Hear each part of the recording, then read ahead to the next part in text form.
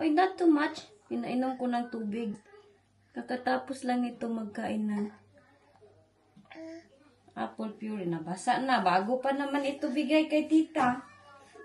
Happy siya sa chair niya. Oh, makakagalaw na kasi kami. Tut, tut, tut, tut, tut. Oh, di ba? Power kay si Inday, oh. Oh, may gift si Jack galing sa kanyang mabait na tita. Oh. Oh, di ba? Ang galing-galing. Ang happy ni Jack. Happy kayo siya. Grabe na gyud. Happy kayo, me.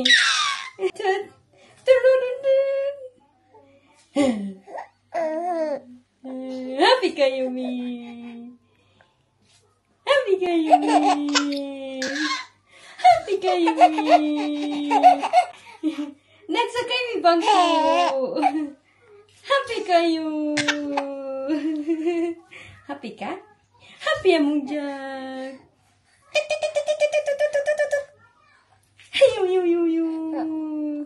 Mag-cut mi sa nails ni Jack.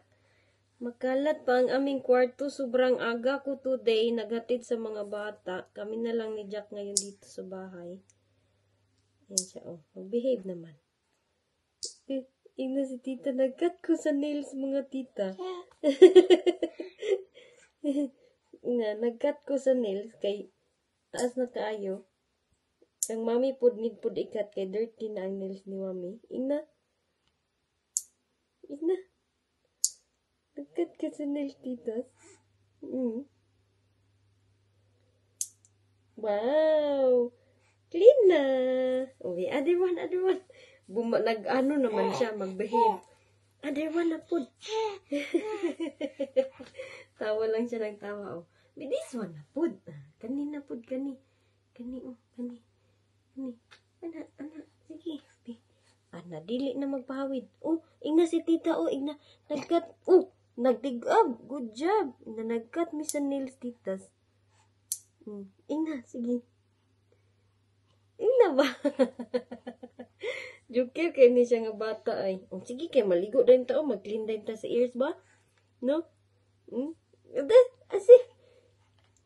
Mana, di na siya magpakat. Be other one.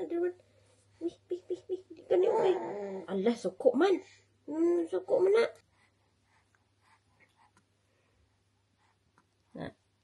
Tagas na kuko ana. Namikat. Clap your hands. Sige. Aduh, tuan na. Nagkit-kit na sa iyang kamot. Ligo na ta. Kakatapos lang pala nito kumain. Nagbili lang ako sa Morrisons ng mango and apple na ready-made. Nilagay na nila sa packet. Naubos niya. Tapos, sisi katawa. Ano, sige katawa diha. Oh, gimuta para ba ka, oh? Uy. Dami kong grapes dito. Kung sayang man itapon ako. Akuan na lang ni siyang kuan. Gawin ko siyang jam. Pwede man ata to gawing jam, no? Kaya hindi kasi siya masyadong matamis. Kaya hindi kinakain ng mga bata. Tsaka nasisira na siya ba? Sayang. Ang dami ko naman. Steam ako ng food ni Jack. Ito ay apple at banana. Tapos i-blend ko. Lagyan ko ng formula. Yun na yung apple banana puree ni Jackoy. Pagod akong jam. Uy, ambot ani. Lagay ko lang sa jar. Dito ko siya nilagay. Naluto na. Tinransfer ko na dito. Last few weeks, nagawa na din ako ng ganito. Kaso nangangati siya sa kamuti at saka carrot. So, itong tinry ko is apple at saka banana. Tingnan natin kung hindi siya mangati. Alikin mama. Good boy mo ni Uy. Hello! Ang bait ni Jack today. Good boy, Daika. Ito po yon. Ito yung nilalaro ni Jack. Ayan. Paborito niyang ilaro. Sabi ko sa kanya kanina, Jack, matulog na ka ha. Binisaya ko siya. Hindi siya umiyak, natulog siya, kaya nakapagluto-luto ako. Nakaluto ako ng food niya. Pakainin ko muna ito ng kanyang lunch. Banana and apple puree. Are you excited? Just yung dagway, oh. Nay, yung dulaan. Ngayon pala nakaligo ang kanyang mama. Oy, kay very good man ni si Dudong, natulog man. Sira yung aming vacuum, kaya medyo maano talaga yung aming vacuum. So, ilagay ko lang siya sa lukewarm water. Hulon na ka? Kaon na si Jack. Yay! The Jesus, thank you for this food. Amen. Ito yung food ni Jack. Oh, i-squeeze lang siya. Oh, grabe. Ay! Wow! Ay! Di ka ganahan? Ha? Parang need ng more milk nito ba? Mommy will put milk? Ha? Di siya ganahan. Medyo madikit siguro. You like that one now? Nilagyan ko ng more milk. Dami. Ayaw niya yung sobrang ano, yung hindi masyadong liquid ba?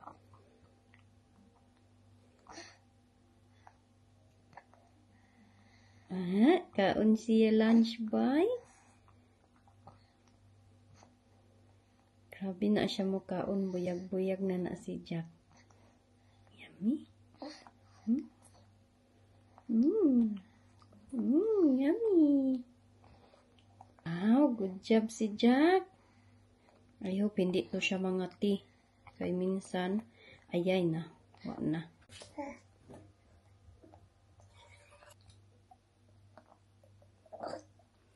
Ahim!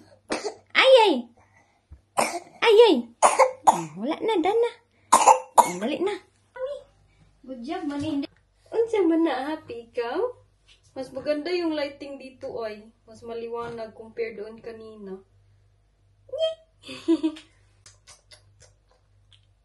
Yay! Ganyan yung tubig niya. Magbili din ako ng isang ganito para sa tubig, no? Hoy! Inom pa ka, anak? Ano? Mainom pa siya. Busog na ko, tita. Dami akong food. Busog na ko. Hello guys, kitonsil man ko. Oy, sakit kayo akong tutunglan. Namaga lagi yung aking mata. Pasensyahan nyo na yung aming likuran ha, medyo makalat. Meron lang akong sabihin sa inyo na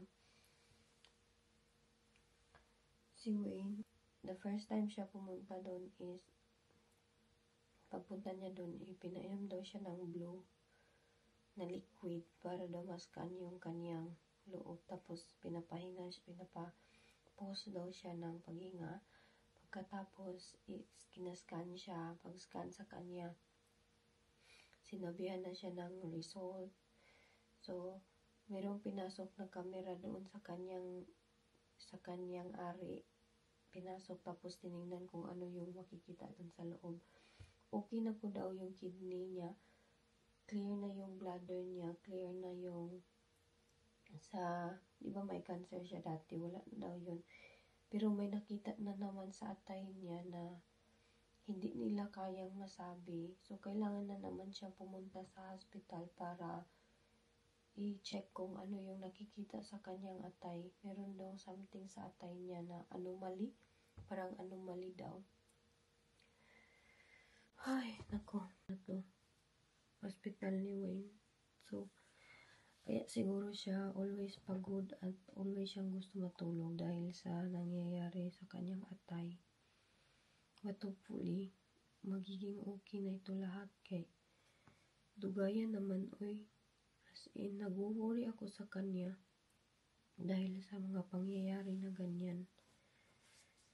Ay, nag-uul ko nakatulog bitaw ko. Sobrang maga ng aking mata. Grabe kasi yung panaginip ko. Iwan ko na abot naman ako ng Pilipinas. O yun sa naman to aking panaginip. But anyways, yun po yung result ng kanyang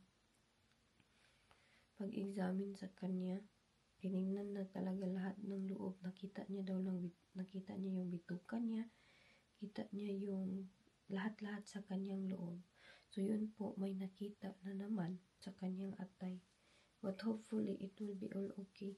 Pasensya na kayo, napaos ako na meron akong tonsillitis. Ang sakit ng aking tonsil. Unsa naman ko ani, oy. Ay, nako. Ang worries ko ba, hindi matapos-tapos yung aking worries. Yun yung always kong iniisip na grabe naman itong pagsubok na buhay. Pero hopefully, matapos din talaga ito lahat. Na ay bear natulog diri sa akong bed. Oh. Tingnan nyo, kahit dun siya sa kanyang bed, hindi siya mapakali. Umiiyak siya ay. Kaya nilipat ko siya dito, katabi ko. Ay,